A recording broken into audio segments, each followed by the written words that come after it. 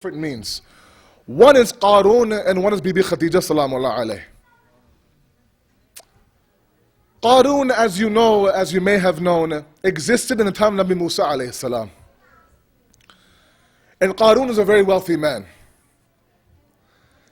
He was so wealthy, our books tell us that he used to have people, 3 or 4 of them, follow him everywhere he goes and carry simply the keys to his treasure.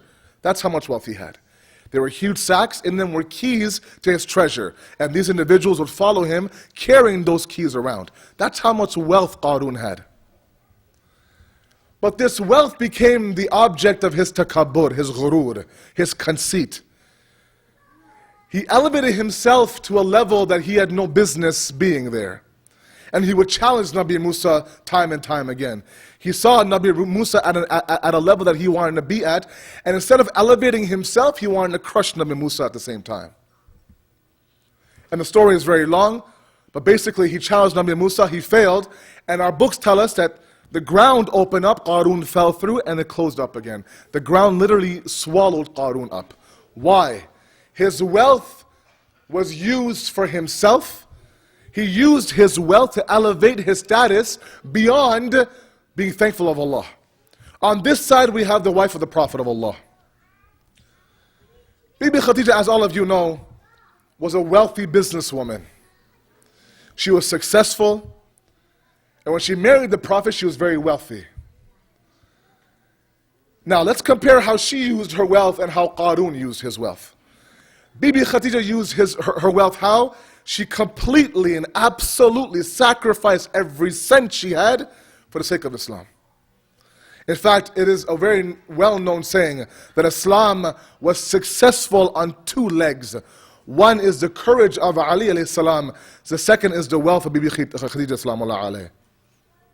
Without these 2 factors, Islam will not be successful. So here we have wealth that was given to both of these individuals. Provided you don't use the wealth, again, my youth here, listen up here. Provided you don't use the wealth as the end, but rather a means to the end, is what Islam wants you to do. Bibi Khadija knew that the end was Islam, the means of it was her wealth. And so she sacrificed her wealth for Islam. Qarun had it the other way around. His end was wealth. And so what ended up happening was he was unsuccessful. So this misconception that we have, that Islam wants you to live a poverty-filled life, remove that from your mind. Provided you do it the halal way, number 1, and provided you stay within your limits, inshallah. Salawat ala Muhammad wa ala Muhammad.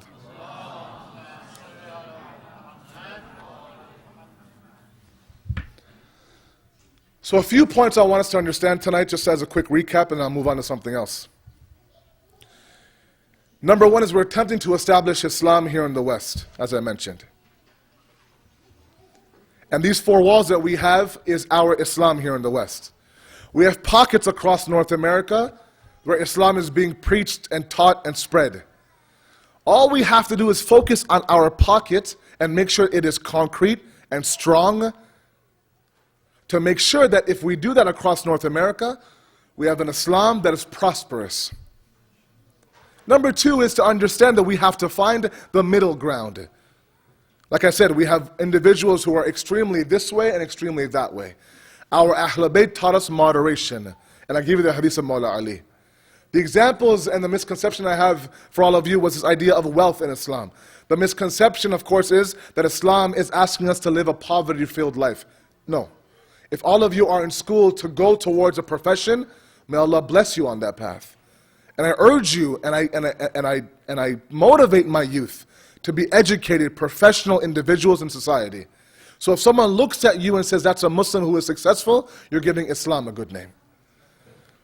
Because whether you like it or not, whether you accept it or not, sometimes in certain moments, you represent the deen when you're out there in society.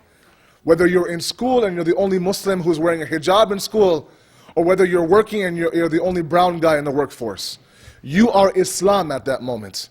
And everything you do represents Islam. It's tough, a lot of pressure. At the same time, it gives you an opportunity to become a better person. Take that opportunity and run with it. The third point I want to make sure that we come across is that there has to be constant elevation in our deen. I mentioned this yesterday, I'll mention it again. That we cannot be comfortable with the level of worship that we are doing for Allah. It's never enough. Ek salawat bhejo Muhammad wa ali Muhammad par.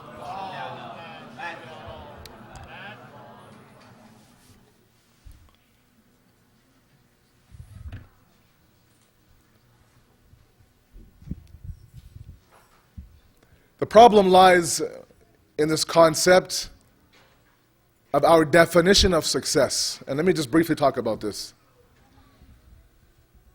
This society will define success and prosperity, like I said, by the car you drive and the home you own and the clothes you wear.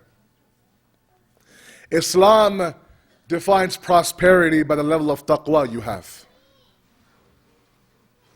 I mentioned yesterday that hardships and struggles that our youth go through. And I know it's hard, guys. Believe me, I've been there. I'm still going through that.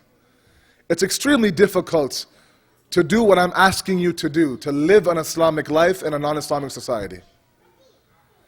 But we have to understand that Allah subhanahu wa ta'ala in His greatness has promised us that if you take that first step towards me, I'll take 10 steps towards you. If you praise me in private, I'll praise you in public, He says. If you walk to me, I'll run to you. The problem is that we have to make that first step.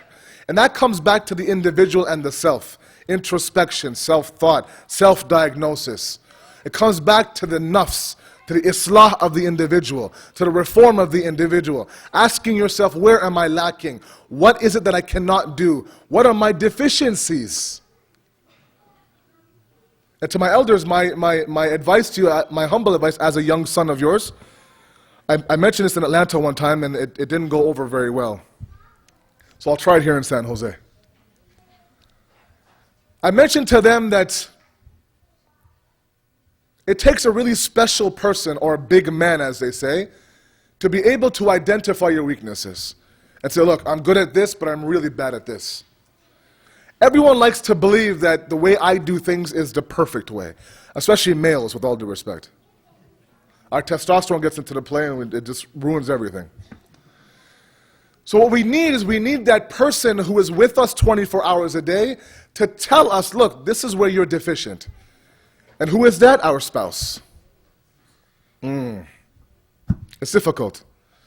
It's difficult to ask our wives or our husbands to help us be a better person. But that's what Islam is asking you to do. Because you come to Sabah and you have a certain mask on, let's say. You go home from Sabah, you take that mask off and your asliyat is shown.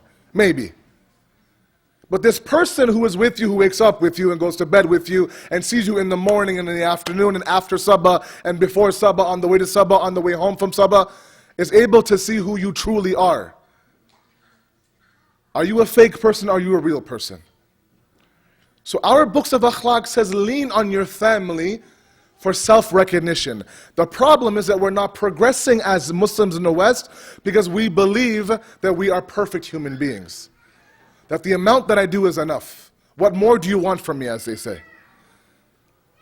So I'm asking you to tap into your family resource. Ask your children, ask your spouse, ask your parents, ask your siblings. What am I lacking?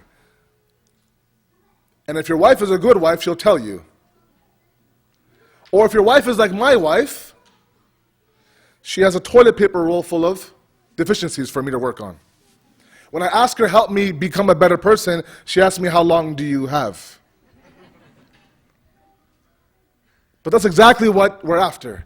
We're after this idea. Look, Imam Hussein that we mourn every single year, year in and year out. Karbala Muharram is the peak of our Shia calendar.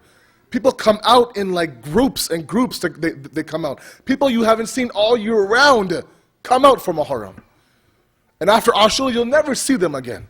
Where they came from, where they went, you have no idea. But Imam Hussein pulls you out. Imam Hussein's mission, he kept repeating it time and time again in every khutbah from Medina to Kufa to Karbala, was I'm going for the islah of the ummah of my grandfather. I'm going for the reform of the ummah of my grandfather. We have a tough enough time reforming our programs. Forget ourselves. that if we tweak the programs a little bit, there's going to be all chaos all of a sudden.